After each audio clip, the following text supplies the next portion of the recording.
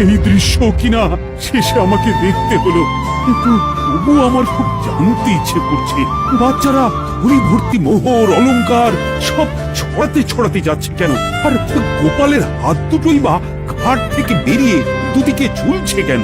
মহারাজ, আর একটা ব্যাপার কি আপনি লক্ষ্য করেছেন? কি বলতো? গোপালের দেহ হারা কাঁধে করে নিয়ে যাচ্ছে। হ্যাঁ হ্যাঁ, ওই তো মন্ত্রী, সেনাপতি, জ্যোতিষী আর পণ্ডিত। আসলে গোপালের এই শেষ যাত্রা আমাদের কিছু শিক্ষা দিয়ে যাচ্ছে মহারাজ। এই যে দেখুন, যারা গোপালকে সহ্য করতে পারত না, এখন তাদেরই কাঁধে গোপাল যাচ্ছে।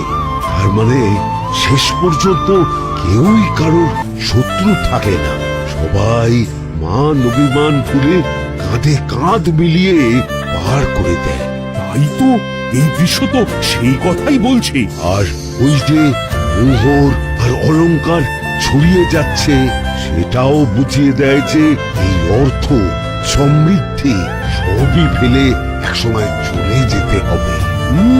কি ভীষণ সত্যি। দুটো খালি হাতও বুঝিয়ে দিচ্ছে, খালি হাতেই আমরা সংসারে এসেছিলাম আর খালি হাতেই আমাদের যেতে হবে।